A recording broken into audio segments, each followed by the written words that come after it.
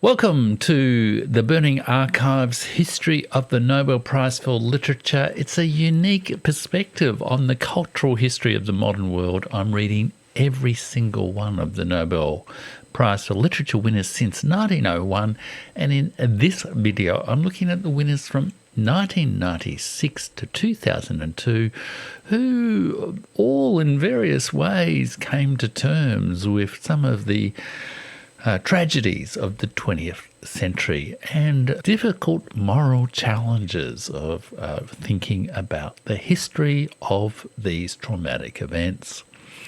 In 1996, the winner was the Polish poet Wisława Szymborska. She was a great Polish poet who endured Polish nationalism, German occupation, and Polish and Soviet communism, and the heady days of post-communist hyper-liberal Europe in the 1990s and early 2000s. However, she kept her distance from all ideologies. One observer once commented that she lived her life as if she were an extraordinary woman doing the performance, the impression of an ordinary woman. Her poetry reversed expectations about what is really important. It is a humble view with a grain of sand, as described in one of her great poems and the title of her collection, published in English after she won the Nobel Prize. In her poetry, it's not capital A art or capital P politics or capital H history. It is private revelations that are often more important than big ideas. She had an admiring but modest, humble view of the inspiration of the poet. In her Nobel acceptance speech, she said, "Inspiration is not the exclusive privilege of poets or artists generally. There is, has been, and will always be a certain group of people whom inspiration visits. It's made up of all those who've consciously chosen their calling and do their job with love and imagination. It may include doctors, teachers, gardeners, and I could list 100 more professions. But it's all brought together. Whatever the inspiration is, it's born," she said, "from a continuous I don't know." She had an interesting biography embracing socialist realist aesthetics in the 1950s, but after the post-Stalinist thaw in the Soviet bloc in 1956, she maintained her distance from all ideologies. She only published 350 poems in her long life. Many of the best are collected in this book here, Map, Collected and Last Poems. And once asked why so few poems, she said she had a trash can at home. You could throw out the bad ones. You gotta love that about a writer's sense of their real importance in the world. She is my favourite poet, as I explain over at my Substack this week, jeffrich.substack.com. You can read that post for free by subscribing over there, so why don't you do that right now?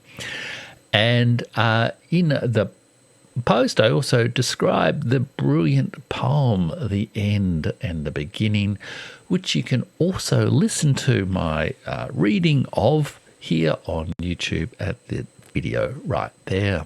The 1996 winner was Dario Fo from Italy. He was a playwright, comic satirist, even perhaps a performance artist or comic actor.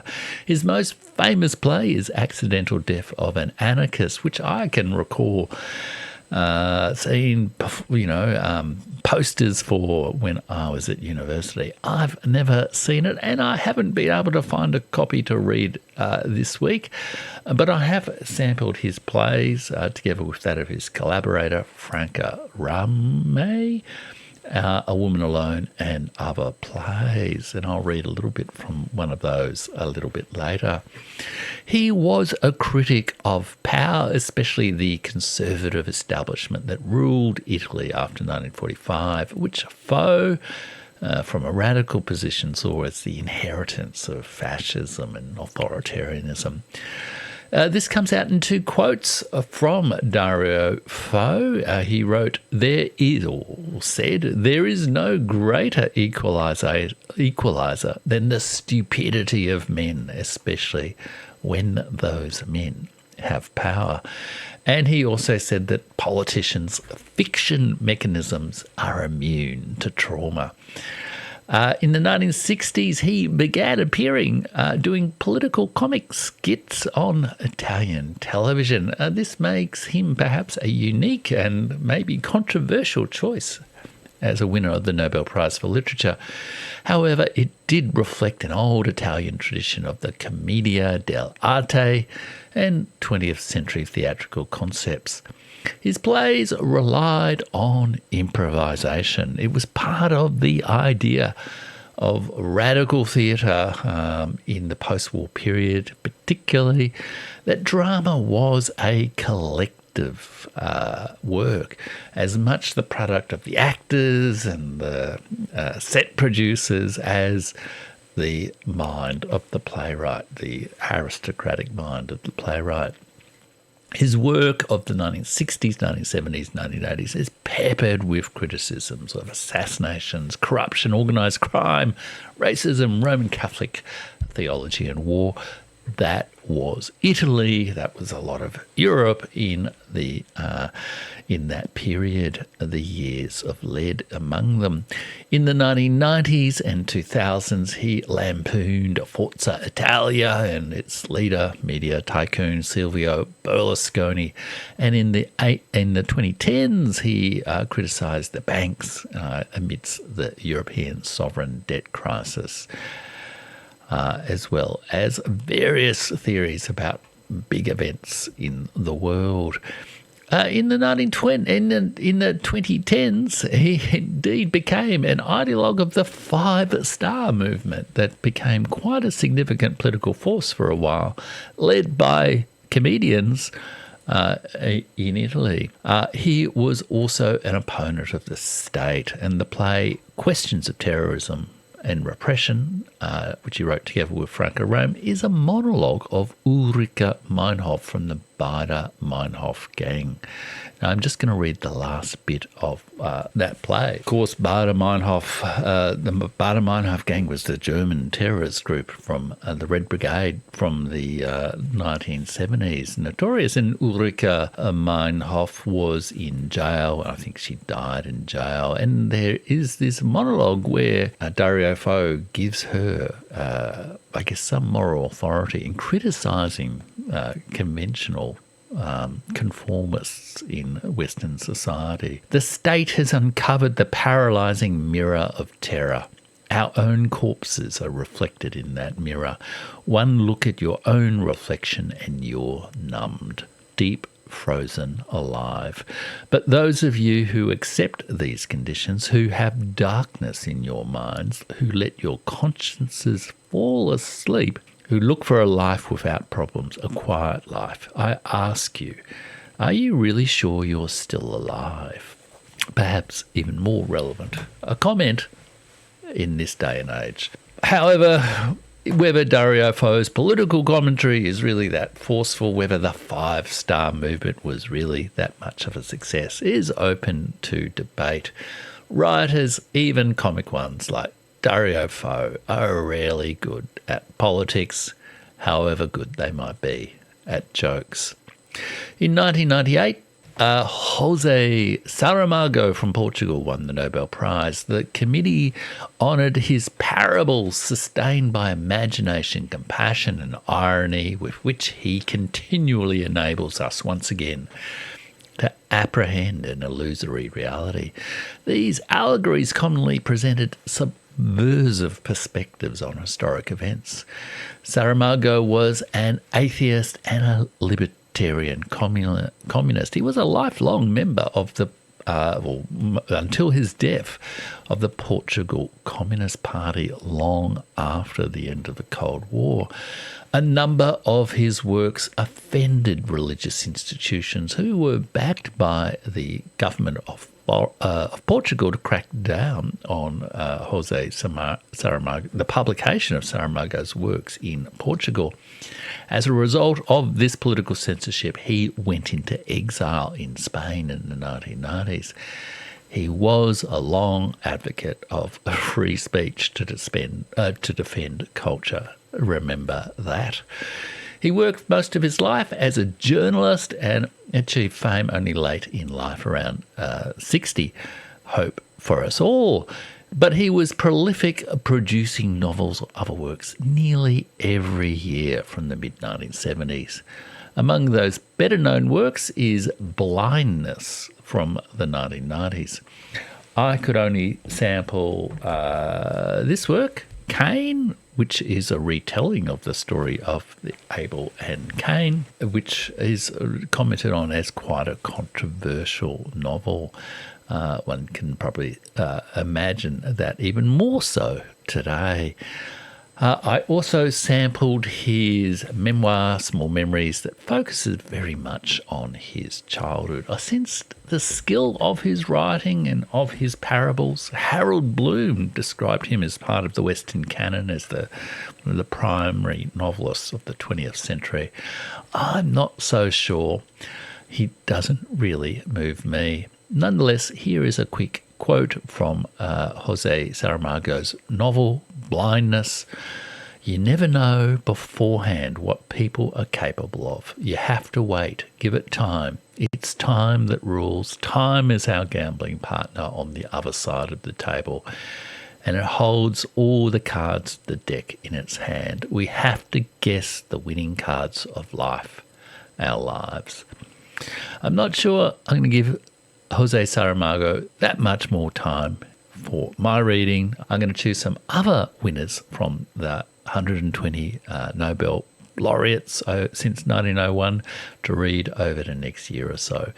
But if you are a great admirer of Saramago's work, do let me know what is so great about him in the comments below. In 1999, Günter Grass from Germany won the Nobel Prize. He was a novelist, poet, playwright who also practiced some visual arts as well. Indeed, he trained as a stonemason and sculptor in the 1950s. He was born in 1927, which meant he was a teenager during the end of World War II. And as with so many unfortunate adolescents and even children in Germany in World War II, he was drafted into the military towards the end of the war as the regime was collapsing, as it was losing the war.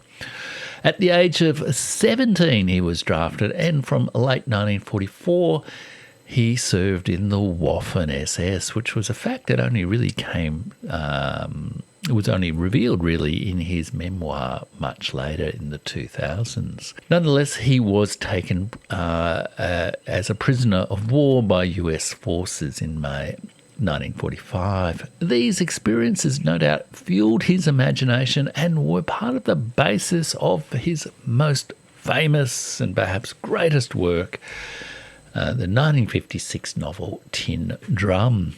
This book was pervasive when I was a child because a film had been made of it that was shown at all, or not when I was a child, when I was a university student, because a film had been made of it that was shown at all the art house cinemas, the Tin Drum, and it won the Oscar for the Best Foreign Film in 1979. The Tin Drum is described as a novel of European magical realism, and the Nobel Committee honoured this work as, I guess, the start of a new age in German culture. It said it was as if German literature had been granted a new beginning after decades of linguistic and moral destruction. Günter Grass went on to write a trilogy following on from Tin Drum, including Cat and Mouse and Dog Years, and this trilogy, known as the Danzig trilogy, after the town where Grass grew up,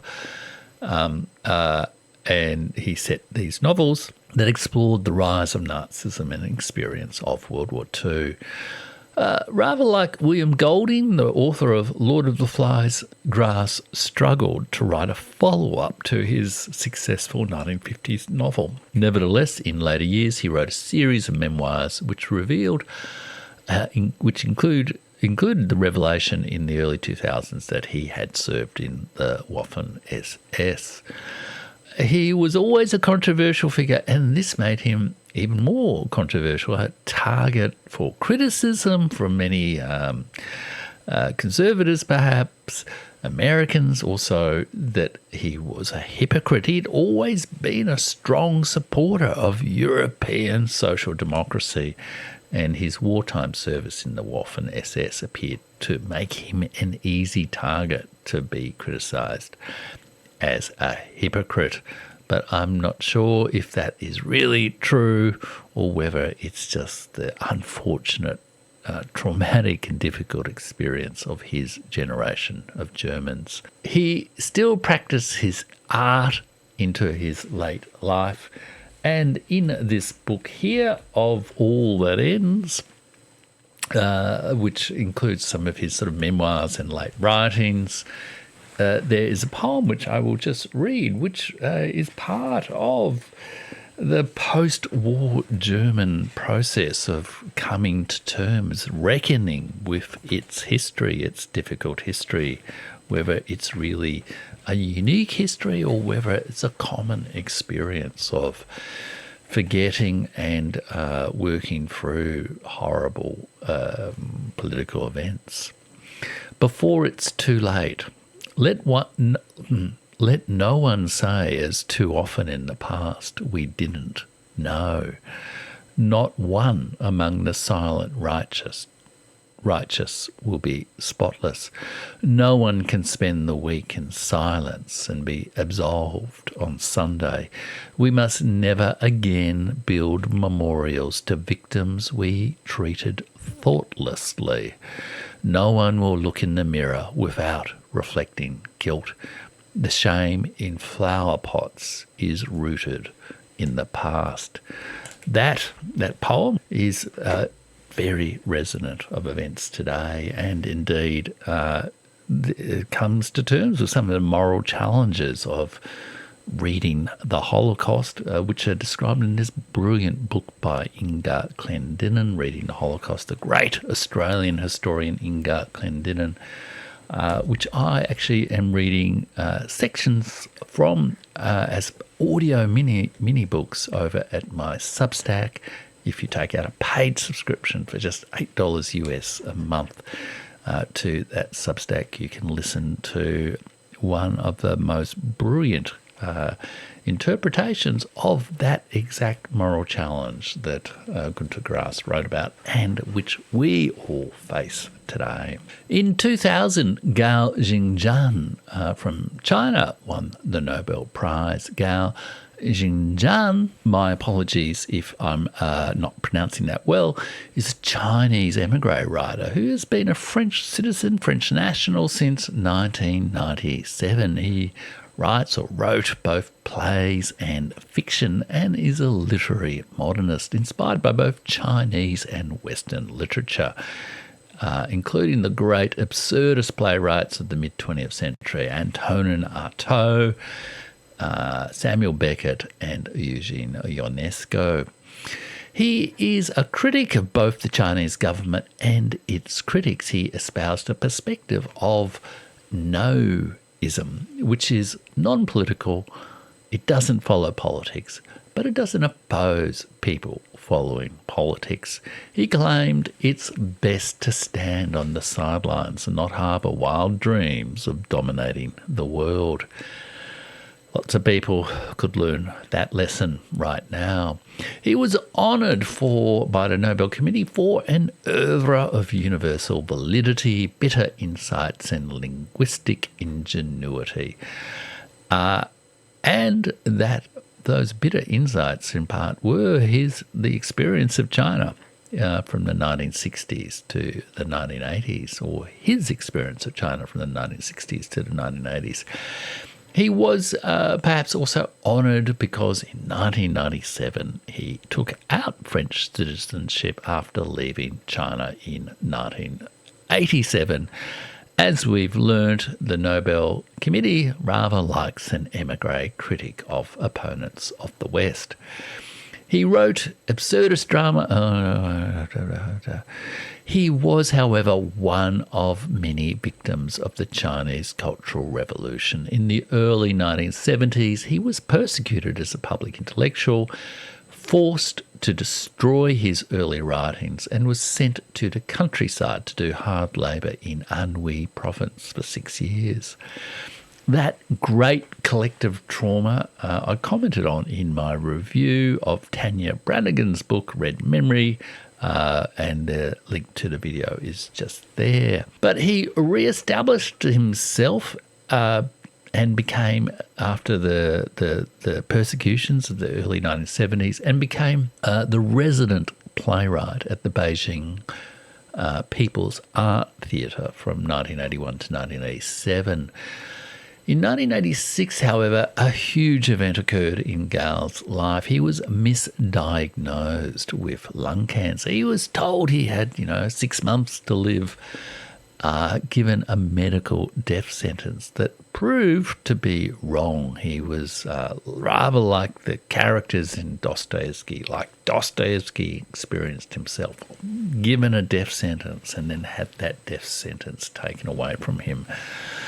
An extraordinary experience that Dostoevsky wrote about and Gao wrote about. He went after this event on a 10-month trek along the Yangtze, and this crisis led to this book, his novel Soul Mountain. Soul Mountain presents a part autobiographical, part fictional, part philosophical, part historical series of fragments that recount a man's journey together with an unnamed woman to the fabled mountain Lingshan, or Soul Mountain. It combines in 81 fairly brief chapters fragments, travel accounts, anecdotes from recent, ancient and recent Chinese history, references to Chinese and Western literature, particularly Dante and some of the people and some of the Buddhist texts, and much else besides. It's fragmentary and experimental, and as a result, an uneven and sometimes bumpy, sometimes rather dull ride.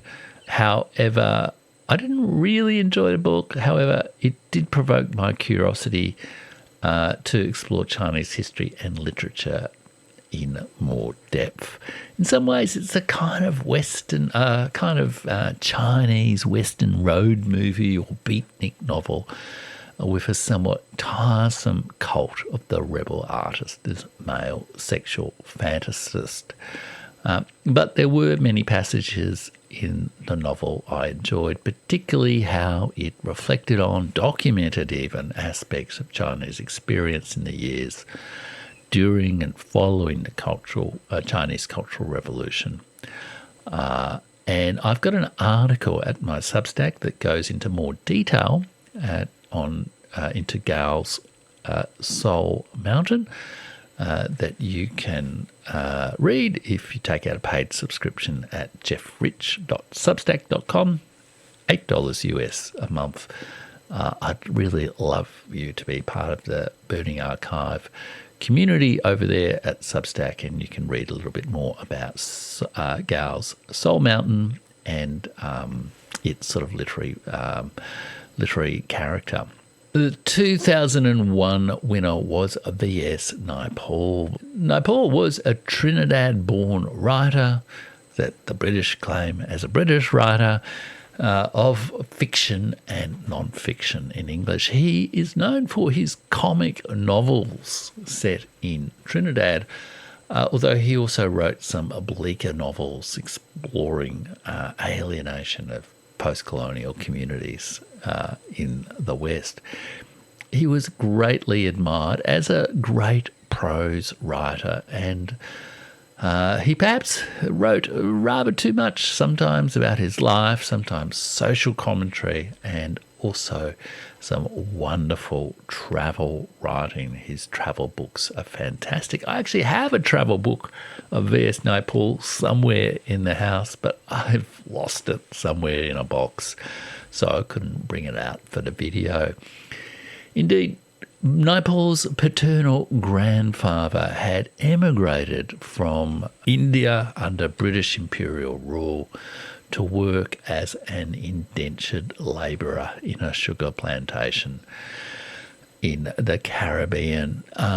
He was, like so many people from India in this period, a de facto slave labourer in Euro-Atlantic empires. Despite this legacy, this very cruel legacy of the worst of British and European colonial imperialism, V.S. Naipaul made his way to Oxford University in the 1950s, where he seemed to perhaps use his clear skill with literature, his gift, and seemed to be making his way successfully. But he met the perhaps rather too common British aristocratic imperial condescension at Oxford University in perhaps not Oxford University's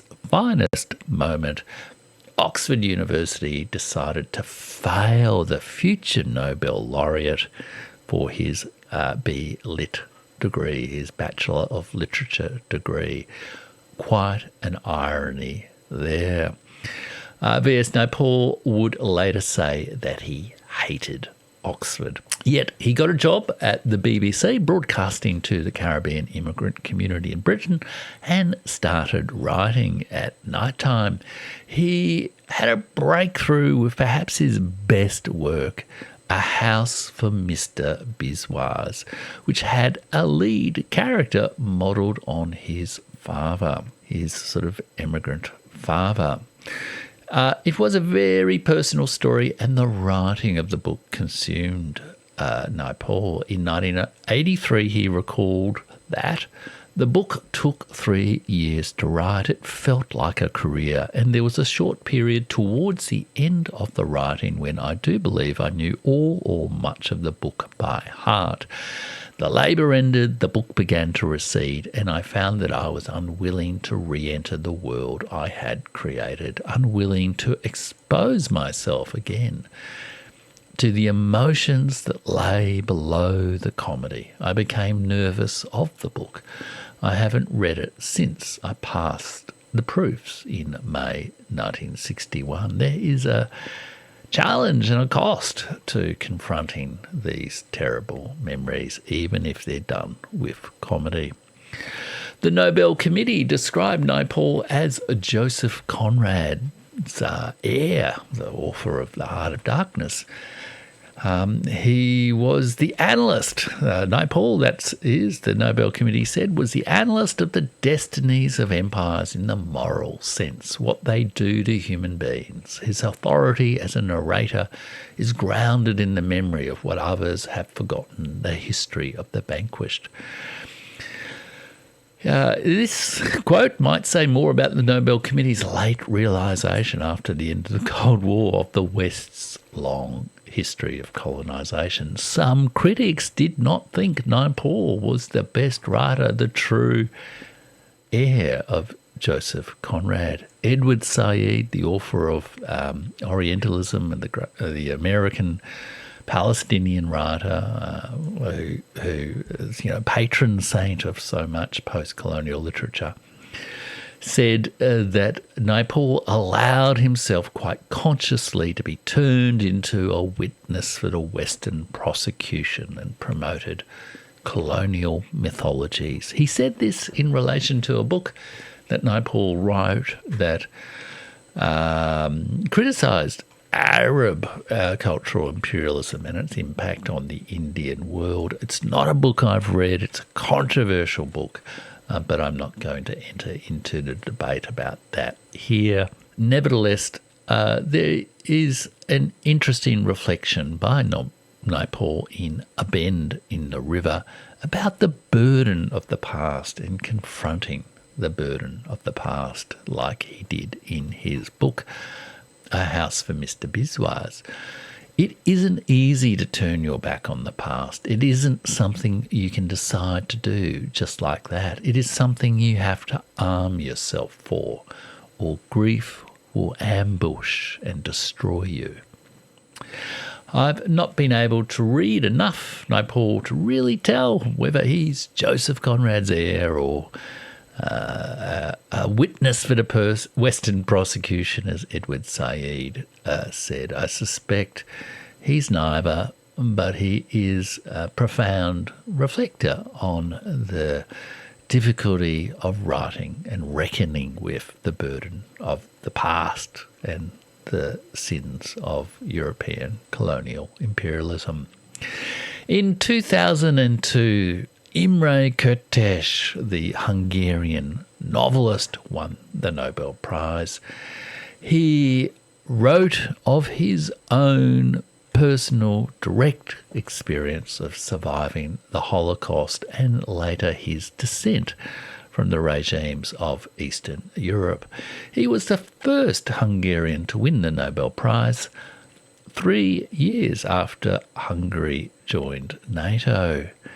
Could it have been a coincidence? There hasn't been a Hungarian who's won the prize since, although one Hungarian writer, Laszlo Krasznahorkai, is regularly named as among the top tips for the next Nobel Prize. And if you go over to jeffrich.substack and sign up to my sign up to a free subscription to the Substack, you can get my list of 12 writers who are predicted at the moment to be among the top tips to win the 2024 Nobel Prize. So jeffrich.substack.com.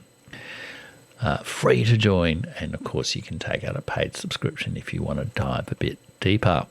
Kertész's writing was commended by the Nobel Committee for writing that upholds the fragile experience of the individual against the barbaric arbitrariness of history.